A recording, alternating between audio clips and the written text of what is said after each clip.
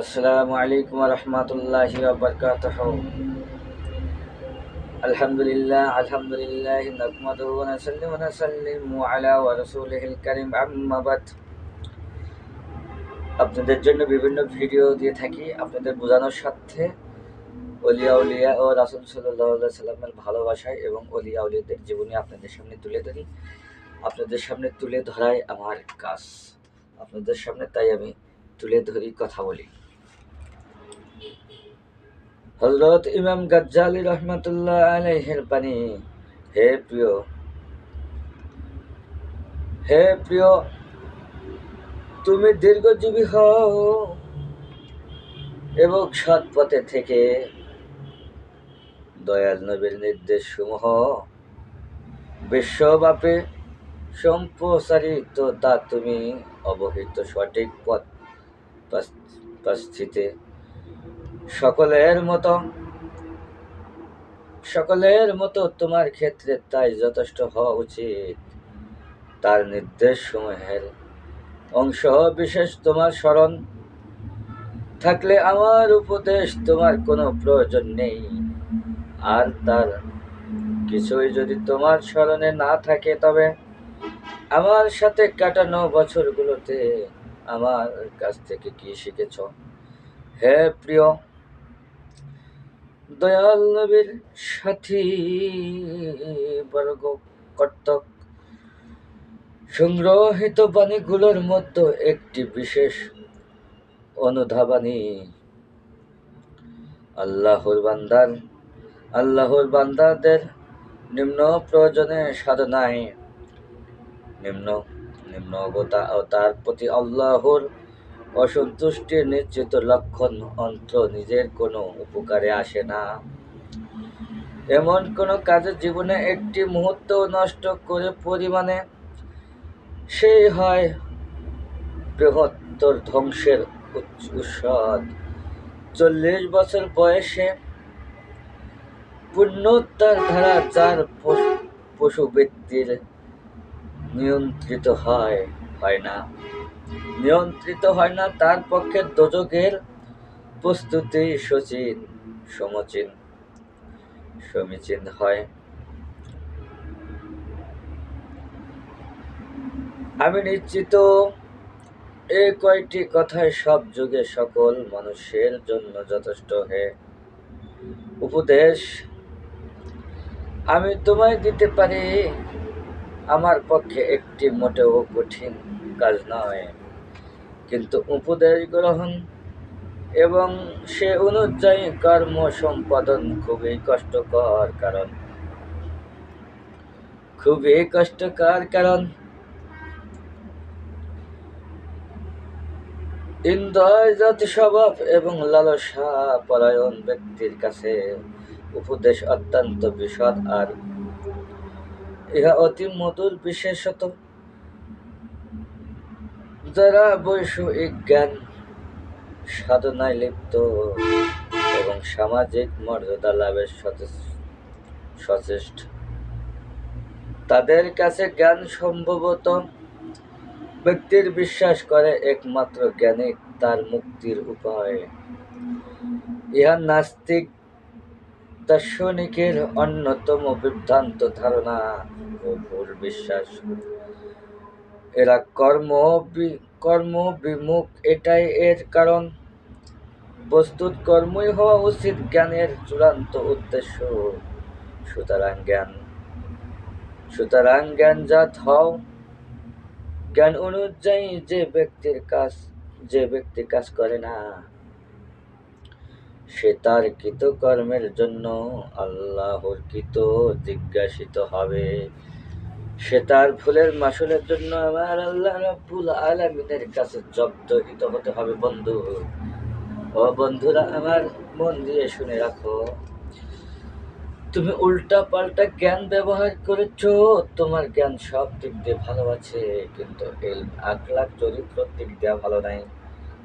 বন্ধু, অবশ্যই আমার আল্লাহ তোমাকে জিজ্ঞাসা করলে তুমি উত্তর দিতে পারবা না। যদি না মাফ করে আমার আল্লাহ, তুমি তো জাহান্নামী হইয়া যাইবা। আমাদের যদি জিজ্ঞেস করে শেখ সুদর আল কাদেরী, তুমি এত ভাষণ দিয়েছ, এত নসিহত করেছ, কিন্তু তুমি তো নসিহত করেছ যা তা তো তোমার মধ্যে নাই। আমি শেখ সুদর আল কাদেরী হাশরের ময়দানে লক্ষ লক্ষ কোটি কোটি মানুষের মধ্যে আমি জাহান্নামের রোগী হয়ে জাহান্নামে চলে যাব। এতে কোনো সন্দেহ নাই। ইলম যতটুক থাক ততটুক আমল করতে হবে, যতটুক জানার প্রয়োজন ততটুক জানতে, যেখানে যাওয়ার প্রয়োজন সেখানে যেতে হবে। কেননা আল্লাহ ক্ষণিকের জন্য এই দুনিয়াতে আমাকে আপনাকে দিয়েছে। দুনিয়াটা হলে পরীক্ষার হল। আমার আল্লাহ ছাড় দিয়েছে, ছেড়ে দিয়েছে, কিন্তু সময় মতো কবজা করবে। মালিকুল মউত যখন আপনার আমার রূহ কবজ করতে আসবে গো, সেই সময় যদি আমার রূহটা কলুষিত হয়, যদি আমার কলবটা যদি কলুষিত হয়, কালা হয়, দাল মে কুছ কালা হ্যায়, আমার কলবটা যদি কালো হয়, আমার অন্তরটা যদি কালো হয়, আমার শরীরটা যদি নাপাক হয়, আমার অন্তর কলব যদি কালো হয়, আমার সম্পূর্ণটাই তো নষ্ট বিনষ্ট। এই নষ্ট অবস্থায় আমি যদি চলে যাই, আমার আল্লাহ যদি আমাকে ক্ষমা না করে, আমার তো কোনো ক্ষমা পাওয়ার রাস্তা যদি তখন না থাকে, আমি তো জাহান্নামের জ্বলে পুড়ে যাব। কারণ আমি ক্ষমা পাওয়ার রাস্তায় কোনোদিন যাইনি, কোনোদিন ভেবে দেখিনি, শুধু ঘুরে ফিরে বেড়াচ্ছি। ইনকামের ধান্দা করেছি, কাকে ঠকানো যাবে, কাকে পটিয়ে খাওয়া যাবে। যুবক শুনে নাও, সহজ সরল মেয়েদেরকে পটিয়ে টাকা পয়সা খাও। তারা অনেক কষ্ট করে গার্মেন্টসে চাকরি করে। ওরে যুবক, তুমি চাকরি করতে পারো না, তোমার স্ত্রীকে দিয়ে চাকরি করাও, গার্মেন্টসে চাকরি করাও। তুমি বসে বসে খাও। আমার আল্লাহ রাব্বুল আলামিন হাশরের ময়দানে তোমাকে জব্দহিত করবে। ছেলেরা কাজ করে স্ত্রীদেরকে পর্দাশীল বানিয়ে পর্দার ভিতরে রেখে নামাজ কালাম পড়াবে, নামাজ কালাম এবং পর্দার সাথে তাদেরকে চলাবে। সে নিজে রোজগার করবে, নিজেও নামাজ কালাম হবে, পরহেজগার হবে এবং স্ত্রীদেরকে পর পুরুষের সামনে যেতে মানা করবে। তুমি তা করনি, তুমি নেশা করেছ, তুমি তা করনি, তুমি জুয়া খেলেছ, তুমি তা করনি, তুমি চাষটলে আড্ডা দিয়েছ। তোমার স্ত্রী গার্মেন্টসে চাকরি করেছেন, তোমার স্ত্রী অফিসে চাকরি করেছেন, তোমার স্ত্রী হাজার হাজার পুরুষের সাথে কথা বলেছেন। এমনও স্ত্রী আছে, এমনও স্বামী আছে, সবাই না, সব স্ত্রী না, সব স্বামী না। যারা স্ত্রীর কামাই খায়, যারা বইয়ের কামাই খায়, ওই সকল পুরুষ তারাই তো তার স্ত্রীর চরিত্র নষ্ট করার জন্য একমাত্র মূল।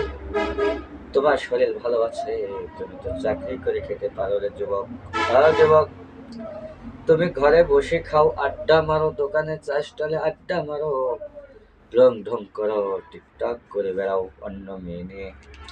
তোমার স্ত্রী গার্মেন্টসে চাকরি করে তোমাকে খাওয়ায়। তুমি যদি তোমাকে যদি বলে, ওই স্ত্রী যদি তোমাকে বলে, প্রাণের স্বামী আমার, তোমাকে 5 বছর ধরে বিয়ে করেছি, তুমি কেন কাজ করো না? ও স্বামী আমার, আমিও চাকরি করি, তুমিও করো, করে দুজনে মিলে কোনো কিছু করার চিন্তা ভাবনা করি, ভালো সংসার করি। ও যুবক, তুমি শোনো না, এইভাবে করতে করতে তোমার স্ত্রীর যখন ক্লান্তিটা বেশি হয়ে যায়, আর আর কাজ করতে ভালো লাগে না, শরীরে পারে না, সংসারের ঝামেলা, শরীর তো সব সময় ভালো থাকে না। তোমার সাথে যখন এইগুলো নিয়ে ঝগড়া বেঁধে যায়, তুমি পালিয়ে যাও ওই মেয়েটাকে রেখে। যদিও কোনো মেয়ে আছে যার অমনি তোমাকে পাওয়ার আশায় থাকে, কিন্তু মানুষের তো প্রয়োজন আছে ভালো থাকার, ভালো কথা শোনার। তোমার প্রতি রাগ হয়ে অন্য ছেলের সাথে চলে যায়, তোমাকে যখন আমার আল্লাহ জিজ্ঞাসা করবে, এ যুবক তুমি বিয়ে করতে পারবা না, তাহলে তুমি বিয়ে কেন করলা?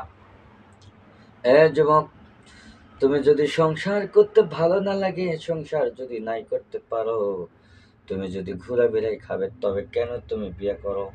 তোমার জন্য বিয়ে করা হারাম।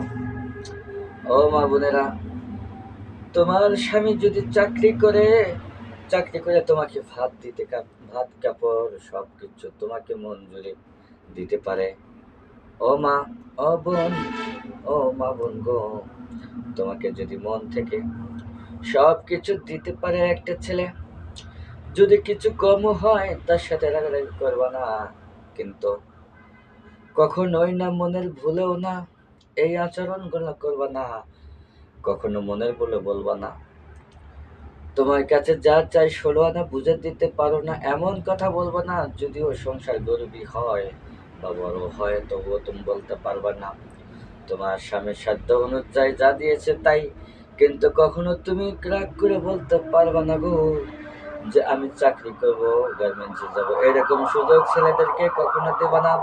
দিবাতে তুমিই নষ্ট করলা, তুমি ওই ছেলেটাকে নষ্ট করলা, লাস্টে তোমারও সংসার হবে না, তোমার জিন্দাগি তামাও বরবাদ হয়ে যাবে।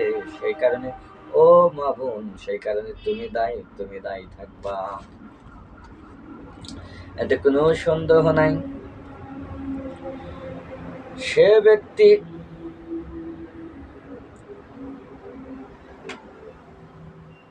অন্ধের তুল্য, যে দৃষ্টির বস্তুর ধারা স্রষ্টাকে চিনতে চেষ্টা করে, আর যে ব্যক্তি সৃষ্টি জগতে আল্লাহর সৃষ্ট বলে মনে প্রাণে বিশ্বাস করে, সে এই প্রকৃত চক্ষুমান। আল্লাহর দরজা, আমার আল্লাহর দরজায় যে স্থির, সব দরজায় তার জন্য খুলে দেওয়া হয়। আর যে শ্রেষ্ঠ ও শেষ নবীর অনুসরণ করে, সকল সেরা নেতা লোকগণ তার অনুসরণ অনুভূত হয়ে যায়। দুনিয়া এমন নিকৃষ্ট স্থান যে প্রতি মুহূর্তে মানুষকে নিত্য নতুন পাপে জড়িয়ে ফেলে। যিনি প্রবৃত্তির পবিত্রতা ও সরলতার প্রত্যাশী, তিনি আল্লাহর ওলি, তার কাছে যেতে পারবেন, তার কাছে হতে হবে। কারণ এই বিষয়ে অনেক আলোচনা করছি, আজ ওদিকে যাব না, বায়াত হতে হবে। কারণ আমার আল্লাহ রাব্বুল আলামিন পবিত্র কুরআনুল কারীমের মধ্যে সূরা তাওবা 119 নম্বর আয়াতে জানিয়ে দিয়েছেন, ওয়া কুনু মাসাদিকিন,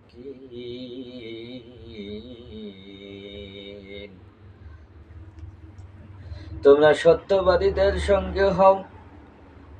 সত্যবাদী কারা? যারা নেককার সালেহীন বান্দা, কামিলে মোকাম্মেল, আল্লাহর ওলি, বুজুর্গ, পীরে, মাশায়েখ, তাদের অনুসরণ করো। কেন করবো তাদের অনুকরণ কেন করবো? আল্লাহ তাদের কেন অনুসরণ করতে বলো? তাদের অনুসরণ করলে কি হবে এবার জেনে নেন। তারা আপনাকে ভালো আমল শিখিয়ে দিবে। স্কুল কলেজে যান দীর্ঘ বেশি মেধাবী হওয়ার জন্য, ভালো চাকরি করার জন্য, ভালো চাকরি পাওয়ার জন্য, ইঞ্জিনিয়ার হওয়ার জন্য, ডাক্তার হওয়ার জন্য, যে সাবজেক্টে খুশি, যেটা হতে চান সেই সাবজেক্ট সুন্দর সুদৃশ্যভাবে পড়তে হবে। শুধু পড়লেই চলবে না, ভালো পিএইচডি করতে হবে। ডাক্তারের লাইনে পড়বেন, বড় ডাক্তার হলে আমার ভালো হয়, আমি ইঞ্জিনিয়ার হব, বড় ইঞ্জিনিয়ার, ভালো ইঞ্জিনিয়ার হলে ভালো হয়। তাহলে আমার আল্লাহ বলেন, ওয়াকুনু মাসাদিকিন, তোমরা অনুসরণ করো সাদিকিনদের, তাদের কাছে যাও, তারা যেভাবে আমল শিখাইয়া দিবে সেভাবে আমল করে এক একজন ওলিয়ে কামেল হতে পারবা, এক একজন ওলিয়ে কামেল হয়ে যাও। ও আল্লাহ, কেন কেন কেন তাদের এত তুমি প্রশংসা করলা সূরা তাওবার 119 নম্বর আয়াতে? কেন, কারণটা কি? আমার আল্লাহ বলে, কারণটা তাদের দান বেশি দিয়েছি এই কারণে। যেমন স্কুল কলেজে লেখাপড়া করলে তোমাদের প্রাইভেট মাস্টারের প্রয়োজন হয়, কোন মাস্টার দিয়ে কোন কোচিং এ দিলে তোমাদের ভালো হবে, তাহলে ভালো ফলাফল আসলে সুন্দরভাবে পরীক্ষা দিতে পারবে, পাশ করতে পারবে, তাহলে ভালো চাকরি সুনাম অর্জন করবা। আমি আল্লাহকে পেতে হলে সাদিকিনদের তোমার প্রয়োজন হবে, সেই সাদিকিনদের অনুসরণ অনুকরণ করতে হবে, তাদের সাথে তাদেরকে তোমার স্মরণ করতে হবে। তারা এমন একজন লোক, তারা আমার খাস বান্দা। কেমন খাস বান্দা?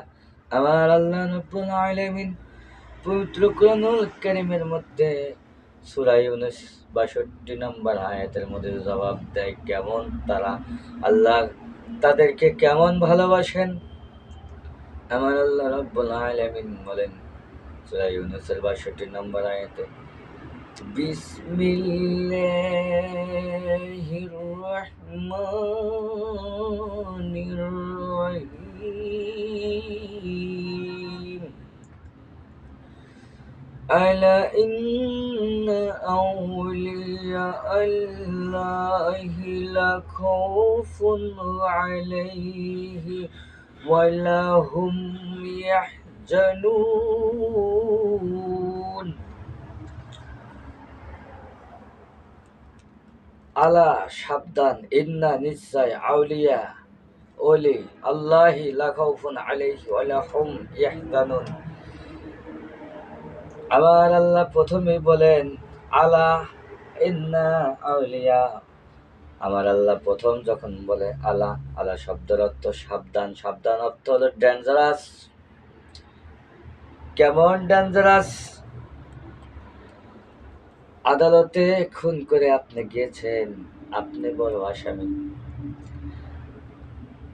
কিন্তু আপনাকে তো বাঁচাতে হবে, এই জন্যে উকিল যা বলার বলবে, আপনাকে বলবে এই তুই সাবধান, আমি যা বলবো তোরা তা শুনবি, স্বীকার করবি, বেশি কথা বলবি না, কারণ তুই অপরাধী। আমার আল্লাহ রাব্বুল আলামিন ঠিক এইভাবে বুঝাইতেছে, আমার ওলিদের সাথে তোরা বেয়াদবি করবা না, কখনো বেয়াদবি করবি না, কারণ ওইটা আমি আল্লাহর খাস বান্দা। শুধু বান্দা নয়, যারা আমার খাস বান্দা তারা আমার বন্ধু।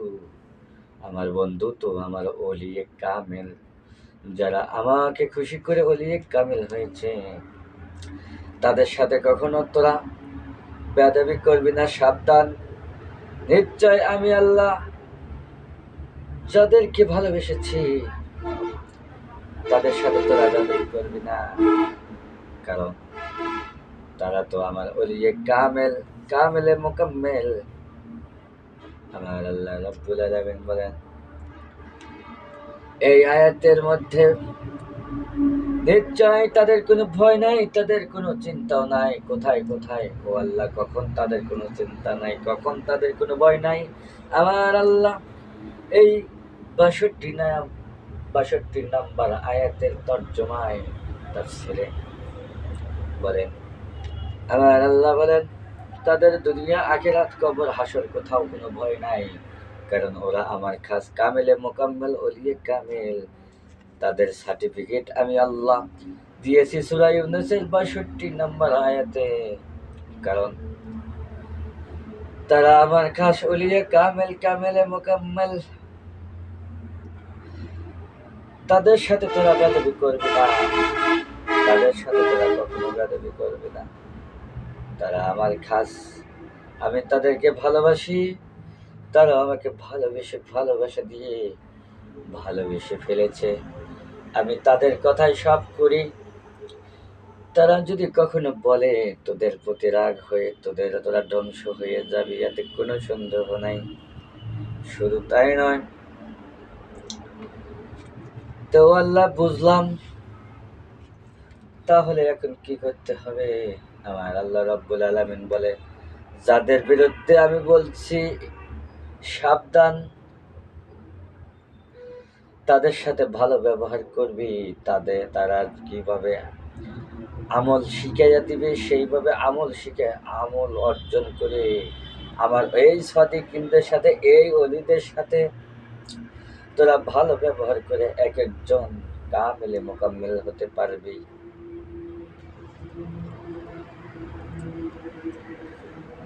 ও বন্ধুরা, আল্লাহর ওলি আল্লাহ ব্যতীত অন্তরের প্রদীপ সুদিষ্ট। এই প্রদীপের আলোতে অন্তরের দোষগুণ দেখা যায়। অন্তরের দোষগুণ দেখা যায়। দোষগুণগুলো কি? অন্তরের দোষগুলো কি? কোন প্রদীপের আলো? সদৃশ্য প্রদীপের আলোতে অন্তরের দোষগুণ দেখা যায়। দান গ্রহণ করা অপেক্ষা দান করা কে? সে মনে করে না, সে মনে করে না, সে সাধন মার্গের প্রত্যেক নয়। যে দান খরাত ভালো মনে করে না, সে কখনো কোনো সাধনাই করতে পারবে না, এলেমের দিক দিয়ে কোনো কিছু করতে পারবে না, কারণ সে কৃপণ। সে এমন একজন, কারণ তার কারণে সে করতে পারবে না, তার পক্ষে করা সম্ভব হবে না। শুধু তাই নয়, সে কেমন করে করবে গো বন্ধু?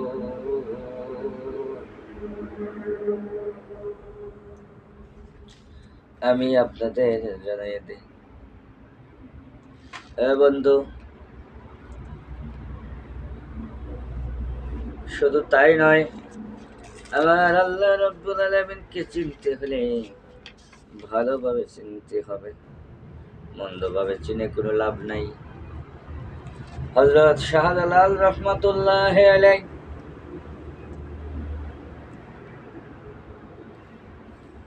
এমন ভালোবাসা দিয়ে আমার আল্লাহ রাব্বুল আলামিন আমার আল্লাহকে খুশি করেছেন।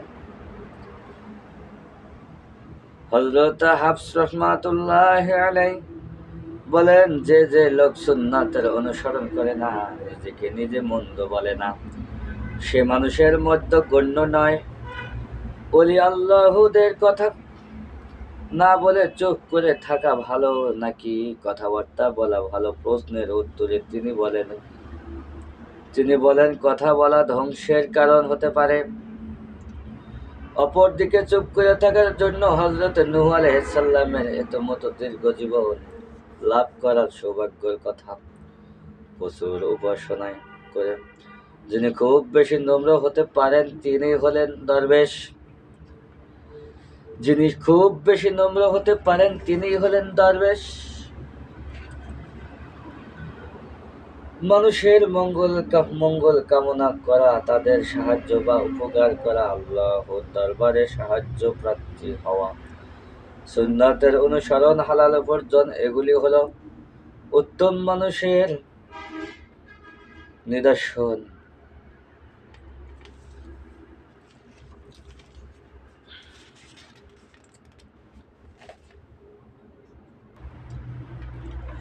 উপায় থাকবে না, কবরে গেলে সবার ধরা পড়তে হবে।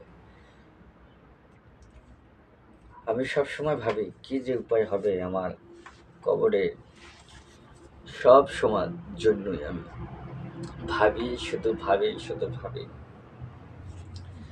কি যে উপায় হবে আমার কবরে, মাওলা যদি মাপ না করে আমারে, কি যে উপায় হবে আমার হাসরে, নবী যদি উম্মত না বলে আমারে, কি যে উপায় হবে আমার কবরে,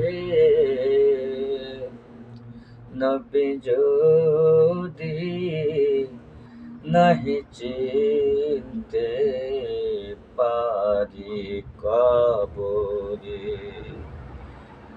নবী যদি নাহি চিনতে পারি কবরে, কি যে উপায় হবে আমার হাসরে, নবী যদি নাহি তারাই আমারে, কি যে উপায় হবে আমার হাসরে, নবী যদি নাহি নাই গো কদমে, নবী যদি নাহি নাই গো কদমে, সবে কিছুই হবে বৃথাই জীবনে, সবে কিছু হবে বৃথাই জীবনে, নবী যদি না দেয় দেখায় আমার মরণে, লাভ হবে না আমার না জীবনে, লাভ হবে না আমার না জীবনে, নবী যদি না পাই তোমায় বিদায় কালেতে, নবী যদি না পাই তোমায় মরণ কালেতে, লাভ হলো না আমারে জনমতে, লাভ হলো না আমারে জনমে, আমি যখন যাব বিদায় বেলাতে, পাশে এসো অগনাবি তুমি যে, আমি যখন যাব সে বিদায়ে, পাশে এসে দাও না দিদা এই পাগল রে, বিদায় বেলা যখন আমার আসিবে, না জানি গো শেখ সুদূরে কি দশা হইবে, মালিকুল মউত যখন কাছে আসিবে,